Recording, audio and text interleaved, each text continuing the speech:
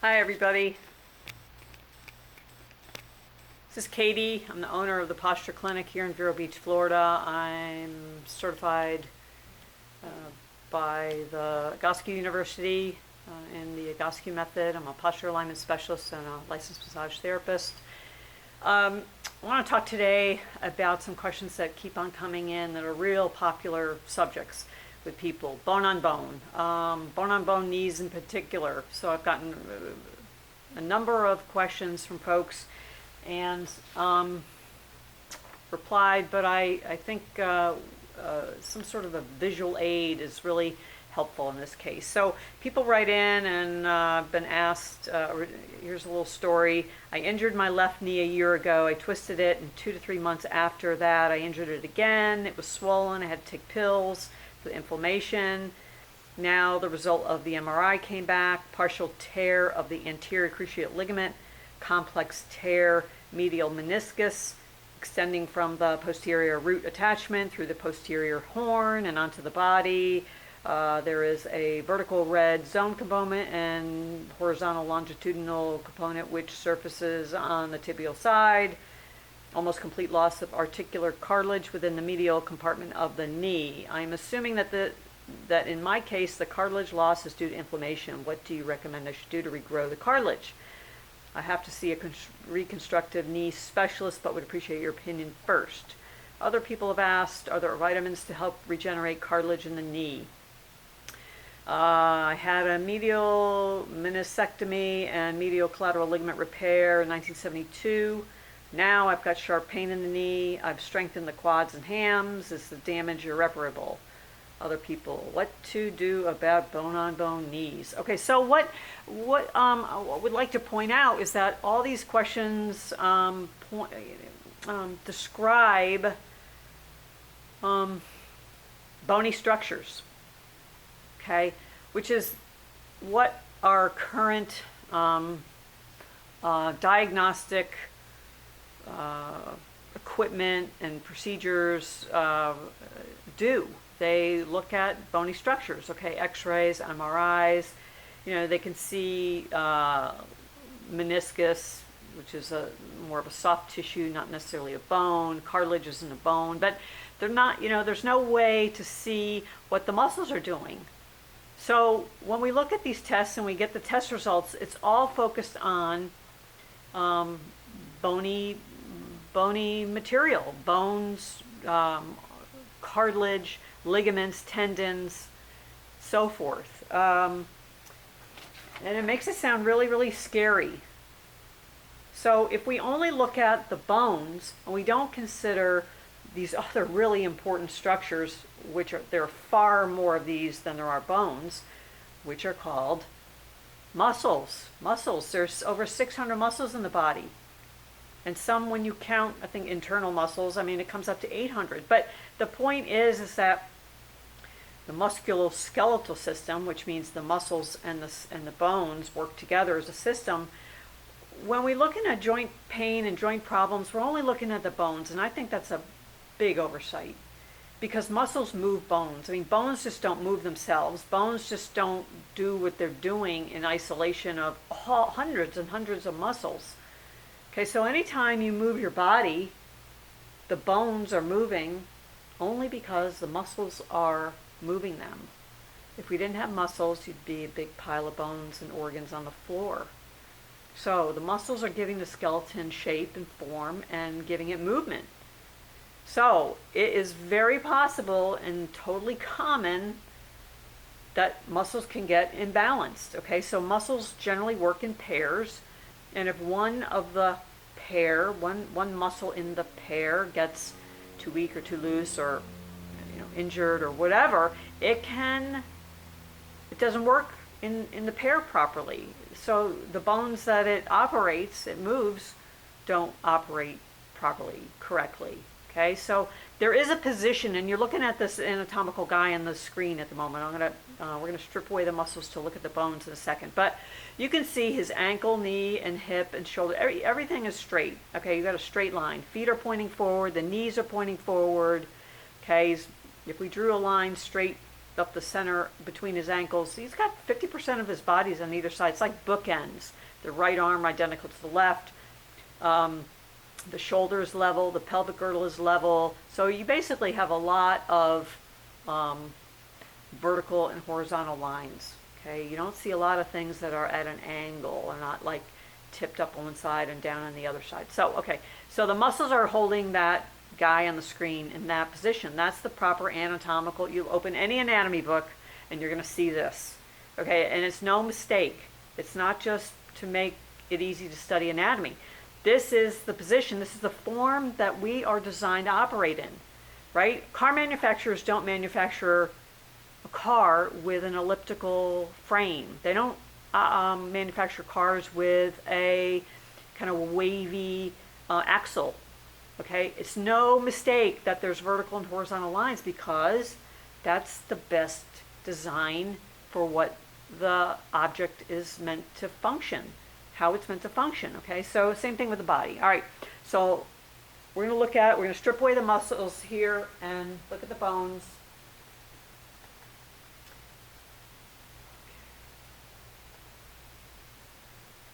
Okay, now we're going to remove a bunch of muscles. We're going to look at the two bones that make up the knee. The knee isn't like this separate thing.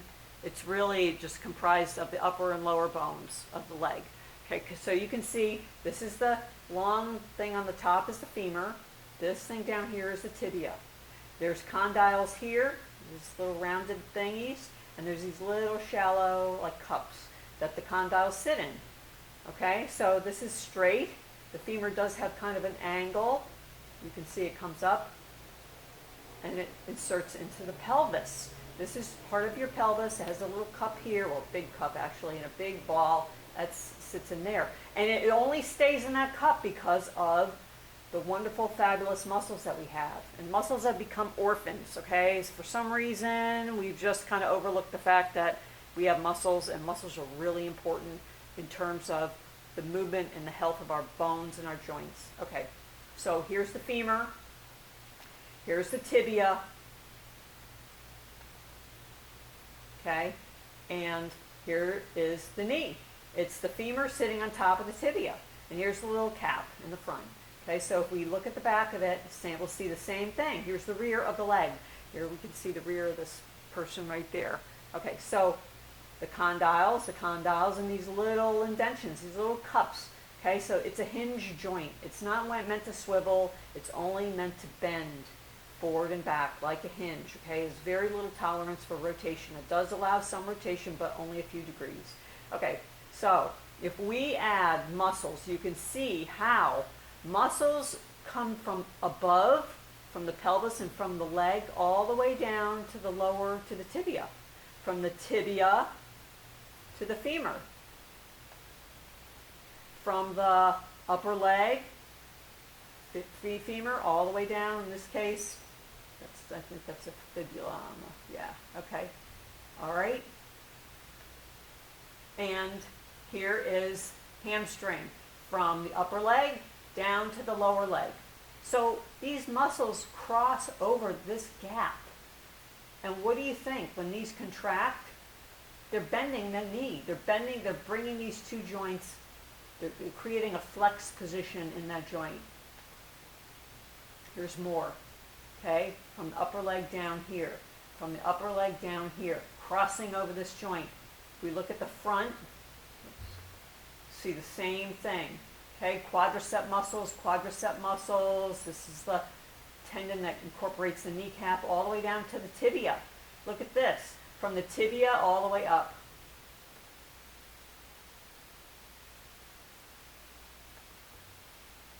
Okay, IT band, all the way down, tibia. Okay, got it? All right, so when these muscles contract, oh, let's look at the back. This is a good picture right here. You forgot to look at this. This is the calf muscle, the gastroc. It has two heads, two parts of it. They come up. This is a powerful muscle. Calf muscle comes all the way up and attaches to the femur. Comes from the lower leg, the tibia, up to the femur. Let's see that. Here we go. Okay? So, you got muscles from above, coming down, crossing over the joint, attaching to the lower leg. From the upper leg to the lower leg. From the lower leg to the upper leg.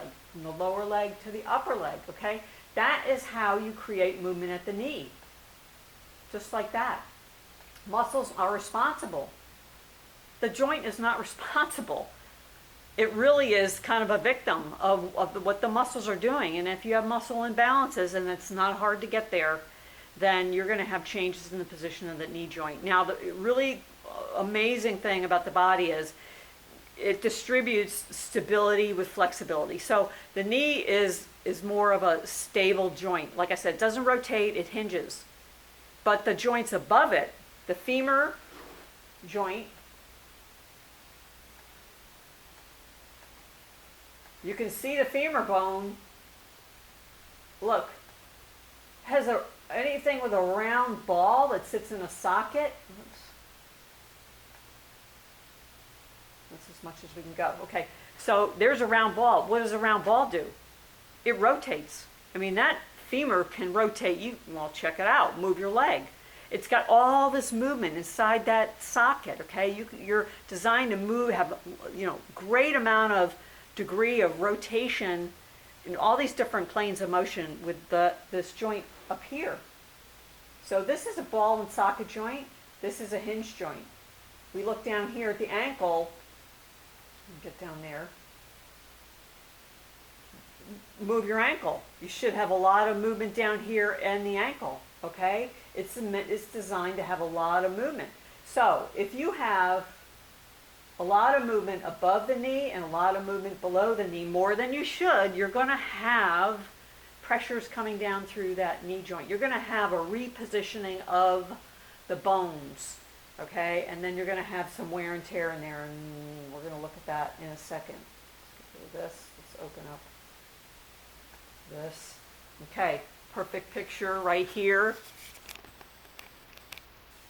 Hopefully you can see this. Okay, so this picture is an x-ray. You can see where there's, right here, there's contact. There's no cartilage. This is really compressed bone, okay? You can see it's on an angle, the lower leg especially. You can see these little, where the condyle should sit in these little cups. Look at the space here. Look at the space there. You don't see even space across this joint, okay? How on earth is that supposed to hinge? It hinges with a great amount of difficulty and a whole lot of friction. So if we inject PRP or the super duper fantastic healing gel inside this joint, what? It's going to still rub away, right? Because there's still friction in here. The muscles are creating this position. Same thing here. Here's muscle imbalances causing this. There's a bone on bone right here in this side of the leg. Okay, there is a rotation and some valgus knee stretch in this leg here. 13 months later, look at this is the same leg. The same leg. Okay, 13 months later, muscle balance. Okay, here we did. Got this balanced. Now, this isn't my client. It's kind of a famous Egoscue client. It was just wonderful that the x-rays were being shared before and after. 13 months later, so a year and a month.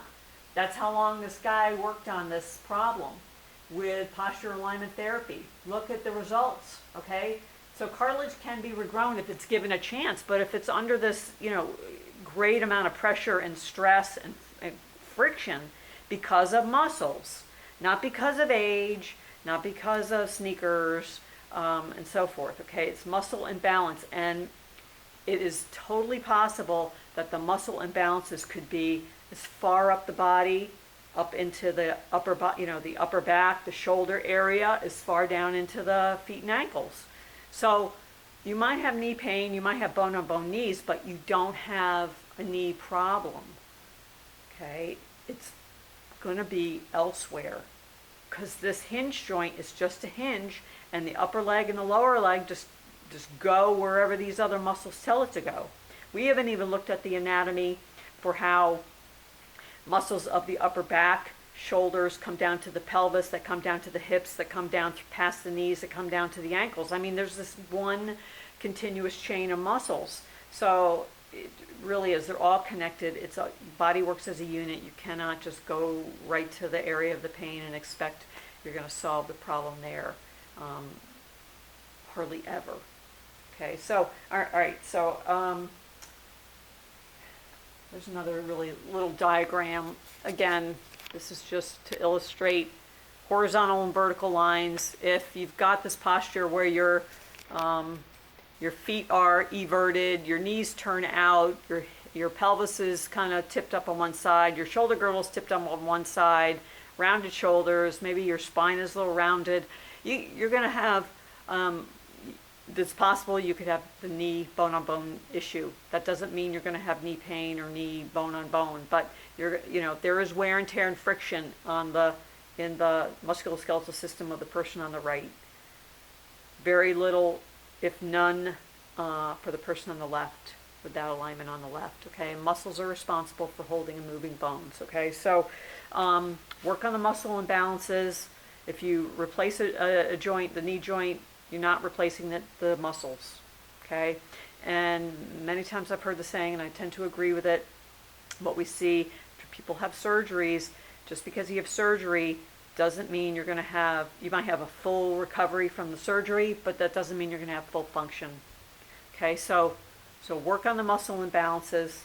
If you need further help, the phone number is 772-559-1532 on my website, posture4life.net.